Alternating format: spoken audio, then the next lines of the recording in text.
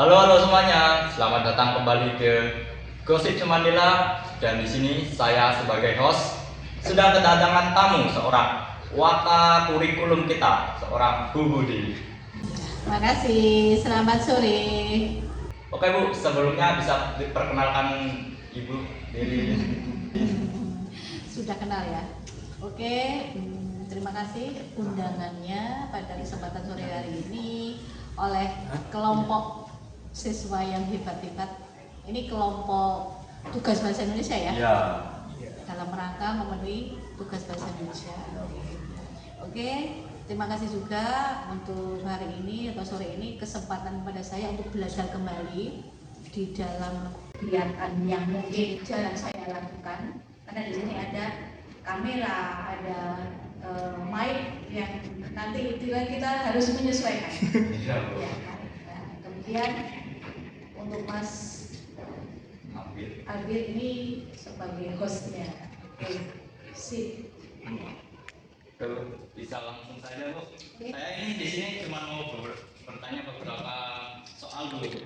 Kan Ibu ini kan aslinya besok jadi salah satu pengampu TKA kan Bu. Nah, sebenarnya itu TKA apa sih Bu? Oke. TKA ini adalah salah satu istilah yaitu yang masih ini ya atau masih membuming di dunia pendidikan kita.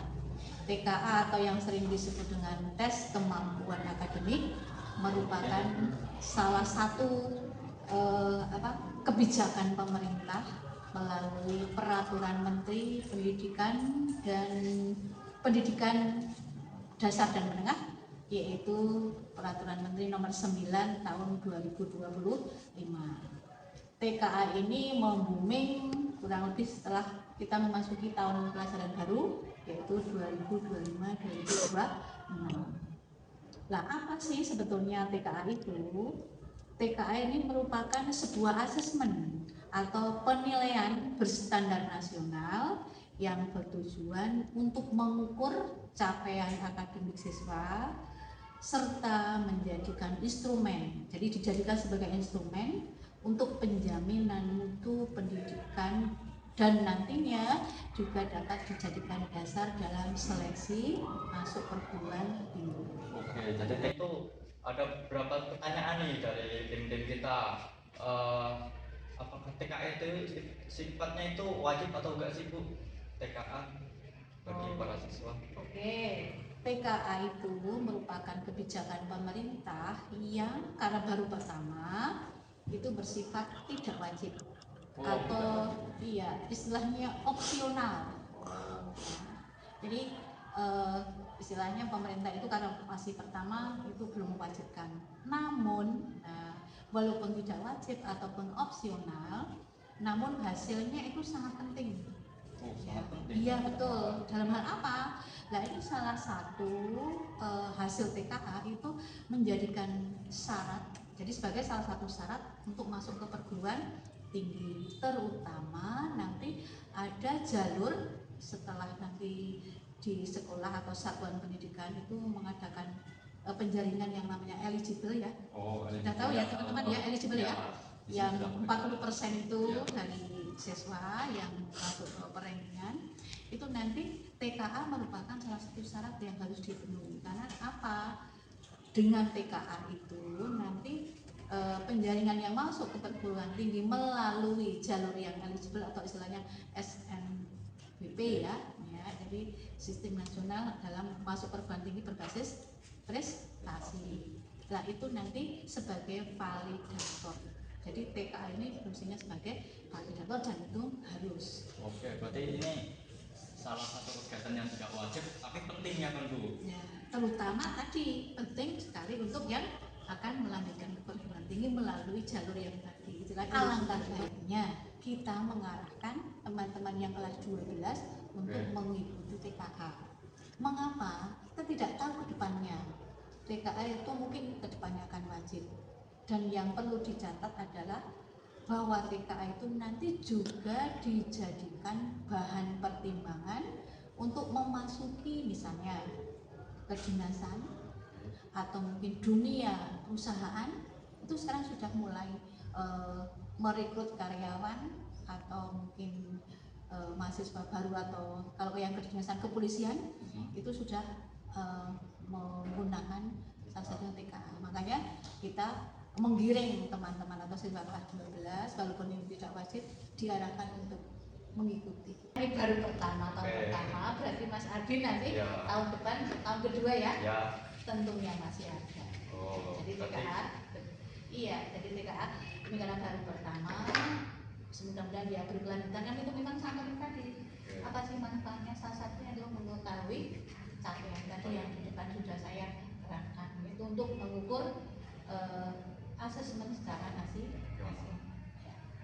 Oke, lanjut ke pertanyaan yang selanjutnya Bu. Nah, seperti tadi itu TKA itu di Semandela itu kira-kira kapan Bu diberlaksanakannya? Oke. TKA itu berlangsungnya kan serentak, bersifat nasional, tidak sendiri sekehendak sekolah, tapi adalah serentak. Nah, untuk TKA itu sudah dimulai di bulan Agustus itu pendaftaran. Ada pendaftaran juga, pendataan dulu.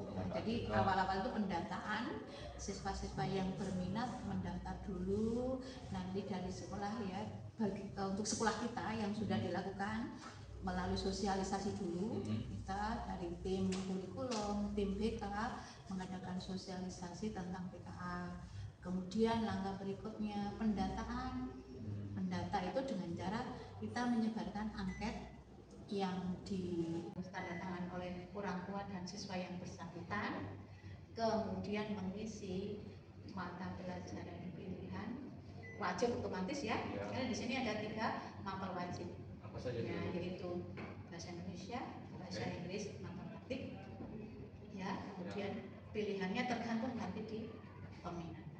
Pilihannya itu bebas gitu Pak Bu? Oh, di situ ada aturannya Mas. Jadi nanti sesuai dengan apa yang ingin diambil jurusan oleh siswa. Aturannya kalau mau masuk ini apa yang harus dipilih. Jadi saya memang belum hafal ya. Dan itu pun untuk mata pilihan sudah ditetapkan dari sana. Dari kementerian sudah ada ketetapan, oh ini loh mata-mata pelajaran yang menjadi pilihan. Lah yang paling mudah kita adalah untuk saat sosialisasi menghimbau para siswa, pilihlah mata pelajaran yang menjadi mata pelajaran di kelasnya semenjak kelas 11. Jadi nilai rapot 11 dan rapot 12 itu matching berisi mata pelajaran yang bisa dipilih. Ya. Kalau tidak mempelajari ya nggak bisa, nggak boleh gitu. Karena otomatis kan nggak dapat ilmunya masuk milih. Lanjutnya itu pelaksanaannya ya? Oh, itu nanti setelah pendataan, kemudian ada pendaftaran secara online, jadi ada sinkron juga, kemudian ada upload foto. Foto juga Bu? Ya betul, kemarin kakak kelas 12 sudah mengadakan foto bersama tujuan untuk mendaftar itu. Ini nanti yang bertugas kalau kita di SMA itu Pak Estrianto. Itu kalinya yang untuk upload dan sinkron, dan itu beberapa waktu, jadi mungkin kan agak lama. Kemudian nanti pelaksanaan utama secara serempak berarti se-Indonesia itu antara kurang lebih 8 sampai 9 November. Oh dekat berarti Bu? Ya sudah hampir maksudnya. Ya, gitu. Ya mudah-mudahan kakak kelas kita kelas 12 yang akan melaksanakan launching berarti pertama ya, itu bisa berjalan dengan baik, dan pastinya ini tidak ada ruginya, walaupun tidak wajib, tidak rugi kita untuk mengikuti, karena itu tadi suatu saat mungkin diwajibkan dan suatu saat kita mau masuk dunia kerja atau mungkin masuk ke kedinasan itu ditanyakan sudah punya sertifikat TKA karena nanti buktinya nggak ada sertifikat TKA. Tempatnya itu kira-kira di mana Bu TKA yang akan berjalan? Maksudnya tempat? Tempat itu misal kayak di ruang kelas atau mungkin di aula gitu. Ya. Untuk satuan pendidikan atau sekolah itu memang boleh menyelenggarakan. Artinya sekolah yang sudah memenuhi syarat yaitu perangkat komputer itu sudah diperhitungkan, sudah didata sebelumnya, bahkan kita sudah mengisi angket beberapa bulan yang lalu, siapkah sekolah kita dengan pertimbangan alat perangkat komputer itu. Pakai komputer berarti ini Bu? Betul, karena online. Oke. Ya, karena kita online murni. Kemudian untuk sekolah kita SMA 8 itu hanya 3 lab. 3 lab? Mana itu Bu? Ya, Labcom 1, ini Labcom 2, ya, dan satu lagi Labcom 3 itu yang sebelah selatan TU. Oh, ya selatan. Ya, jadi istilahnya di mana tempat dapat diselenggarakan atau dilaksanakan PKA itu sesuai satuan pendidikan masing-masing dan sekolah itu sudah terakreditasi. Ya, terakreditasi. Nah, pertanyaannya, kalau ada sekolah yang belum terakreditasi gimana? Apakah boleh ikut TKA? Tetap boleh. Tetapi nanti dia atau sekolah itu ikut. Jadi ikut misalnya yang satuan pendidikan yang dipilih itu istilahnya apa kalau ikut ya menggabung seperti itu. Oh ya, saya pernah membaca seperti itu. Ya. Saya buat ikut TKA besok kalau sudah kelas 12. Oke.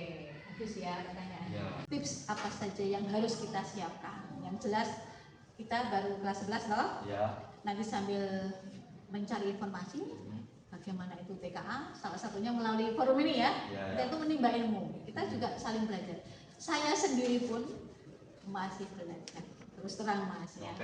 Kemudian tip yang berikutnya selain mencari informasi juga ini mulai sekarang tetapkan besok itu mau melanjutkan ya toh berarti mau jenjang perguruan tinggi mau memilih jurusan apa. Nah di situ nanti sejak kelas 11 sudah ada gambaran dulu. Tip yang berikutnya tolong bisa bekerja sama selain guru mater, guru BK. Ini perannya penting sekali guru BK.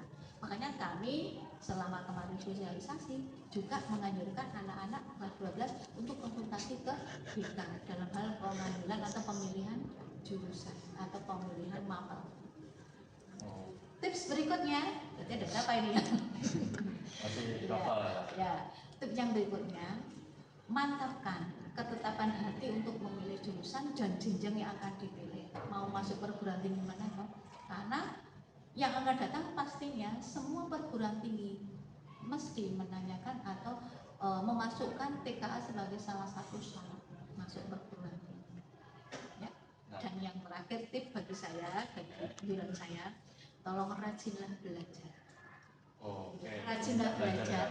Sesuai saat ini Mas ini ada kelas 11 berapa dengan ciri khas mata pelajaran pilihan. Beberapa dari teman kita itu yang ingin lulus SMA itu langsung kerja. Nah itu masih butuh TKA nggak sih Bu? Oke, kembali ke tadi sudah saya jelaskan. Suatu saat perusahaan itu butuh ingin tahu seberapa besar sih misalnya pelamar kerja para lulusan SMA dilihat dari kompetensinya. Salah satu mengetahui kompetensinya adalah dari hasil TKA. Berarti dengan demikian gimana? Ya, butuh TKA sih Bu. Ya, itu pastinya. Apalagi ini era seperti ini, era digital yang sangat deras, era persaingan global, ya kan? Nah, ini butuh kita informasi atau tadi kompetensi dari setiap lulusan itu bagaimana salah satunya lewat TKA selain dari nilai ijazah. Coba Ibu beri apa ya kayak semangat atau motivasi buat teman-teman kita yang mungkin mau melakukan TKA, aduh males kok nggak wajib kok ya nanti uang orang saya nanti ini pewaris gitu misalnya. Oke, mungkin sudah saya sampaikan tadi tips dari saya intinya adalah tetap rajin belajar, tetap meraih masa depan yang lebih gemilang, optimis, grow mindset, yaitu pola pikir selalu bertumbuh, berkembang dan menerima perubahan, selalu beradaptasi dengan perkembangan yang ada. Jadi itu saja. Oke, mungkin cukup segini pertanyaannya. Nah, Ibu ini ada pesan atau kesan untuk program kami ini atau tidak Bu kira-kira? Program yang mana? Program yang berjudul Gosip Semandela. Oke. Dan progres communication yaitu podcast. Iya, podcast. Maka lebih baik diteruskan. Oke. Ya, kemudian juga apalagi dunia selalu berkembang, siapa tahu dengan lahirnya program-program ini membawa Anda ke dunia kerja yang terkait dengan ini. Ya, Itu semoga saja. komunikasinya. Itu saja.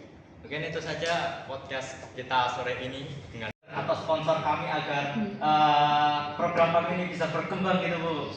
Wonder nih. Ya. Oke. Baik, program apa tadi namanya tadi? Gosip Semandila. Gosip Semandila. Ini menurut saya bagus sekali. Oke. Karena apa? Memicu, terus menstimulus, merangsang teman-teman untuk satu diantaranya menguasai bagaimana cara berkomunikasi yang santun di dunia maya. Ini kan ada dunia maya, Iya, iya, benar. melalui medsos itu dilatih melalui ini kegiatan ini. Iya. Kemudian yang kedua sesuai dengan kompetensi ada 21 yaitu communication. Ini sangat dibutuhkan. Kita lihat kalau di kelas disuruh presentasi hanya seperti itu. Iya. Maka melalui forum ini, melalui kegiatan ini kita mengharapkan anak-anak bisa meningkat dalam hal komunikasi. Iya, iya. Ya, itu jadi itulah saya hanya bisa memacu, tingkatkan terus dengan berbagai tema. Silakan nanti mencari figur-figur yang menjadi tamu dengan tema yang berbeda, menarik dan menginspirasi. Oke, jadi segitu aja pertemuan kita saat ini. Oke, Bu Budi, terima kasih telah datang dan menjadi bintang tamu kami di sore hari ini dalam podcast Gosip Semandila untuk yang pertama kalinya, BTW. Telah memberikan kesempatan pada saya untuk belajar. Saya belajar dari Anda semua. Karena prinsip saya semua orang adalah guru. Oke. Ini adalah sekolah. Semua tempat adalah sekolah. Iya. Sukses selalu, ya. Oke, itu saja di sore hari ini.